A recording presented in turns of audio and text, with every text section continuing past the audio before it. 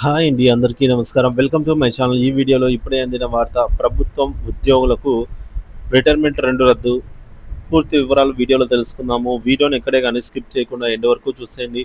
అప్పుడే ఇన్ఫర్మేషన్ పూర్తిగా అర్థమవుతుంది. అలాగే వీడియో చూస్తున్న ప్రతి ఒక్కరు వీడియోకి లైక్ చేయండి ఫ్రెండ్స్. ఈ వీడియోని తోటి ఉద్యోగ పెన్షన్ మిత్రులతో షేర్ చేయండి. కొత్తగా మన ఛానల్ చూస్తున్నారు, ఇంకా ఎవరైనా సబ్స్క్రైబ్ చేసుకున్నట్లయితే వెంటనే మన ఛానల్ని సబ్స్క్రైబ్ చేసుకోండి. దీని ద్వారా నేను చేసే లేటెస్ట్ వీడియోస్ అన్నీ మీ వరకు రీచ్ అవుతాయి. ఇక ఆలస్యం చేయకుండా వివరాల్లోకి అయితే వెళ్ళిపోదాము.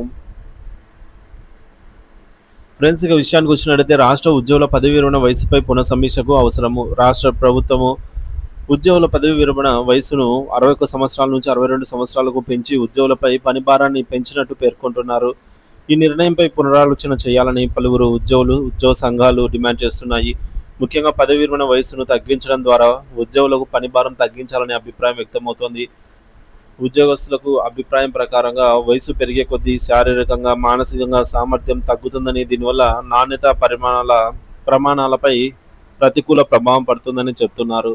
దీంతో పాటు సీనియర్ ఉద్యోగులు పదవిలో ఉండడం వలన యువతకు అవకాశాలు దూరం అవుతాయని, ఇది నిరుద్యోగ సమస్యను మరింత పెంచుతుందని ఆందోళన వ్యక్తమవుతోంది. పోలీస్ శాఖ మరియు ఆర్టీసీ వంటి విభాగాల్లో చాలామంది ఒత్తిడితో కూడిందని, అక్కడ పదవి విరమణ వయసును 50 సంవత్సరాలు తగ్గించాలని కూడా డిమాండ్ చేస్తున్నారు. ఈ విభాగాల్లో పనిచేస్తున్న ఉద్యోగులు వయసు పెరిగే కొద్దీ ఆ ఒత్తిడిని తట్టుకోలేని పరిస్థితి వస్తుందని, వారి ఆరోగ్యం, జీవన నాణ్యత క్షీణిస్తుందని అయితే అభిప్రాయపడుతున్నారు. ప్రభుత్వం ఇప్పటికే పదవి విరమణ వయసుపై పునఃసమీక్ష చేస్తామని ప్రకటించిన నేపథ్యంలో ఈ అంశంపై స్పష్టమైన నిర్ణయం తీసుకోవాలని ప్రజలు ఆసక్తిగా ఎదురుచూస్తున్నారు. పదవి విరమణ వయసును తగ్గించడం ద్వారా ఉద్యోగ భర్తీకి కొత్త అవకాశాలు, యువతకు ప్రభుత్వ ఉద్యోగాలపై ఆసక్తి పెరుగుతుంది. పని నాణ్యత క్రమంగా తగ్గుతున్న సామర్థ్యానికి బదులుగా కొత్త ఔత్సాహికుల నుండి మెరుగైన ఫలితాలు అందుతాయి. మూడోది, ఆరోగ్య పరిరక్షణ. ఎక్కువ వయసులో ఒత్తిడి నుంచి విముక్తి కలిగించి వారి ఆరోగ్యాన్ని పరిరక్షించవచ్చు.